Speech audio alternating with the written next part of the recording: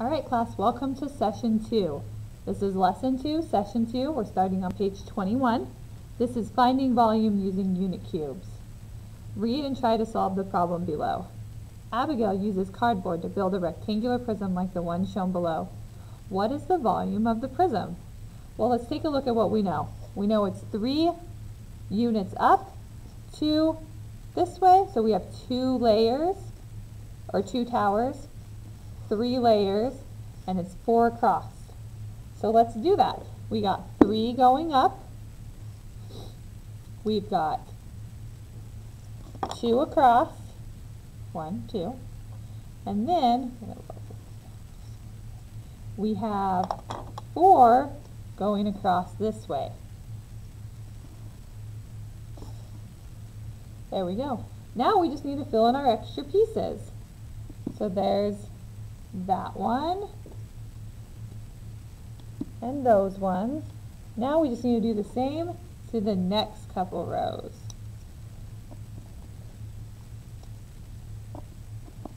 So that all of our columns are the same height. There we go. There's our rectangular prism. So our question was, what is the volume of the prism? Well, let's take a look here.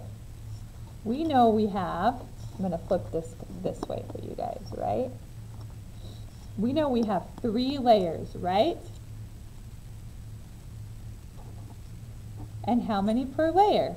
1, 2, 3, 4. Then we flip it over.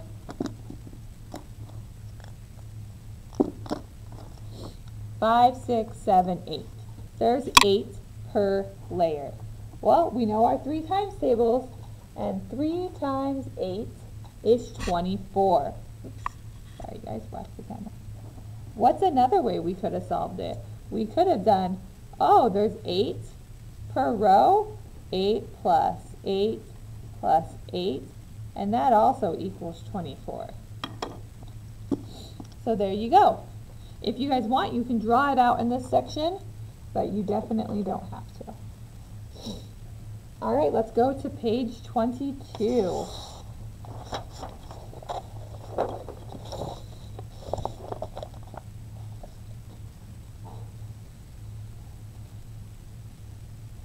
This is explore different ways to understand finding the volume of a rectangular prism.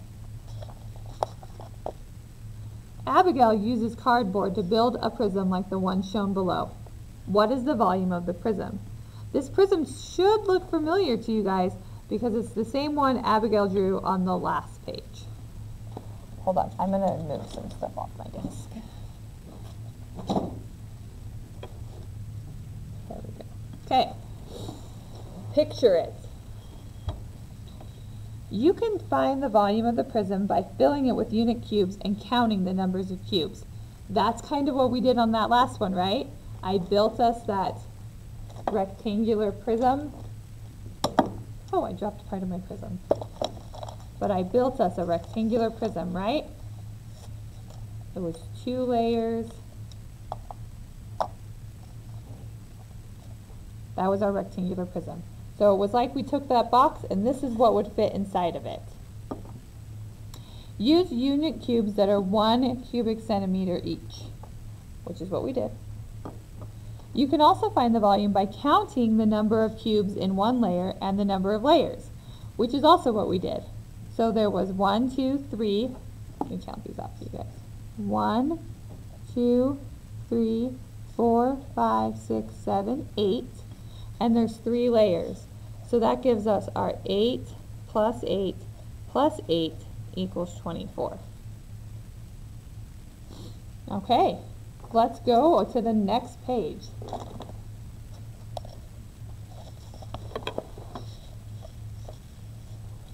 Now you are going to use the problem from the previous page, the one about Abigail's box, to help you understand how to find the volume of a rectangular prism.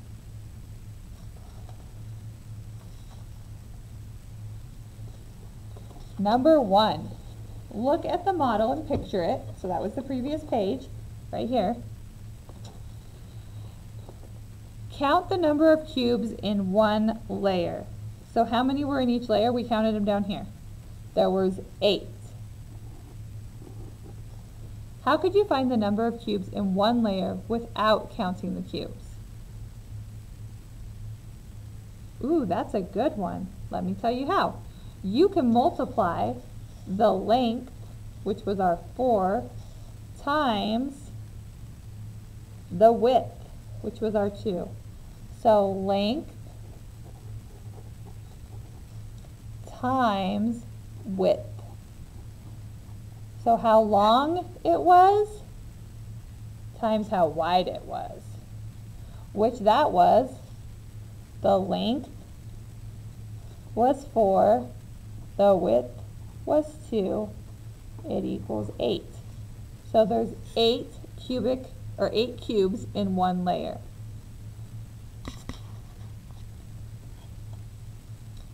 Oh, that's still really blurry. Once you know how many cubes are in one layer, what else do you need to know to find the volume? You need to know how many layers there are.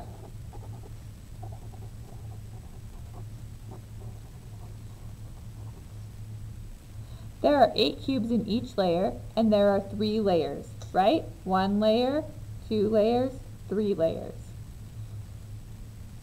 What multiplication expression can you write to find the volume of the prism? Okay, so we know that there's 8 cubes per layer. And how many layers are there? 3. So what is the volume of Abigail's rectangular prism? Well, what's 8 times 3? 24.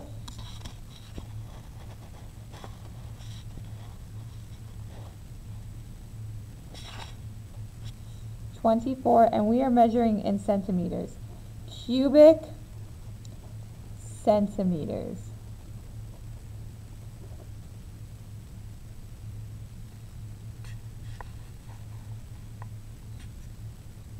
Okay, number 6.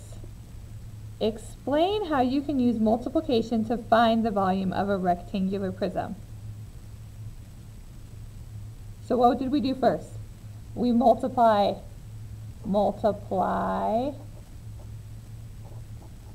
length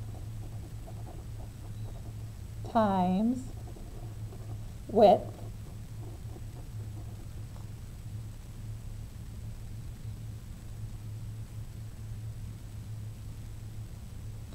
then take that number, so that product, and we're going to multiply it by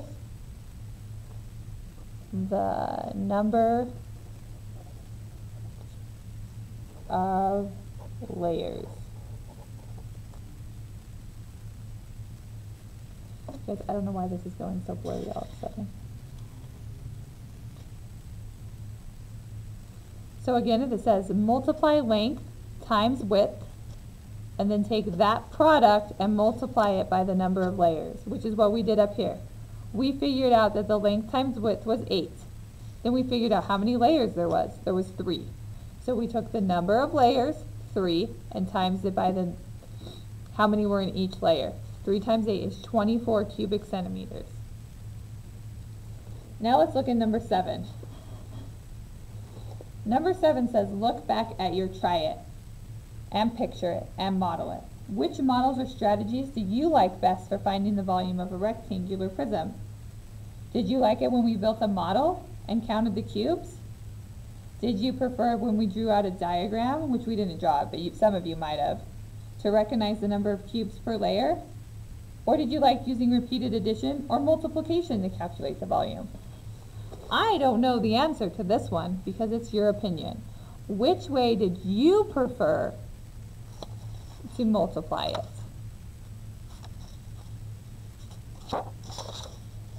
Okay, once you're done with that, let's switch over to page 8. Apply it. Okay, so number 8, sorry. What is the volume of the rectangular prism at the right? Show your work.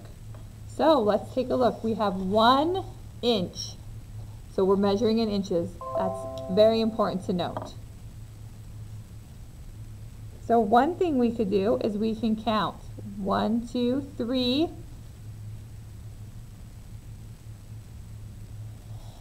Which is our width times our length. 1, 2, 3 equals 9. Then we're going to take that 9 and we're going to times it by how many layers there are. How many layers are there? 1, 2, 3. And 9 times 3 is 27 cubic inches. You also could have done repeated addition. We know that there's 3 times 3 means that there's 9 cubes in each layer. So we could have just done 9 plus 9 plus 9 equals 27 cubic inches. We know that there's more than one way to get the right answer. So as long as you came up with 27 cubic inches, good job. Number 9. Mr. Wong finds the volume of a box by filling it with 1 foot cubic unit cubes, as shown below. What is the volume of Mr. Wong's box? Alright, I like to do the length times the width, and then we times that number by the number of layers. So first we're going to find out how many are in each layer by timesing length times width. So 1, 2, 3, 4, 5, 6, and there's 2 of those, which means that there is 12 cubes per layer. How many layers are there? 2. 12 times 2 equals 24. So Mr. Wong has a box with a volume of 24 cubic feet, because more than 1 foot is feet. So again, we did length times width, which it was 6 cubes long, I wrote 12 here, didn't I? 2 cubes wide. 6 times 2 is 12. So there's 12 cubes per layer. And there are 2 layers. So next we did 12 times 2, which is 24, which means Mr. Wong's box is 24 cubic feet. Let's go to number 10. Jamila wants to find the volume of the rectangular box at the right. What is the volume of the box? All right, let's take a look here. So first we're going to do length times width, which is 2 times 3. And that's 6. That means that there'll be 6 cubic centimeters per layer. How many layers are there? It's telling us right here it's 6 tall.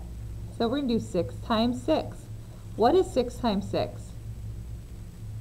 It's 36. And then we are measuring in centimeters. So we come over here, there's 2 36s. One of them says 36 cubic centimeters, one says 36 cubic inches. This is where it becomes important that you're paying attention to what measurement we're using. We're using centimeters, so our answer is C. Did you guys get C? If you have any questions, please bring them to our meeting this afternoon. For session 2, you guys need to do pages 25 and 26 on your own. Thanks.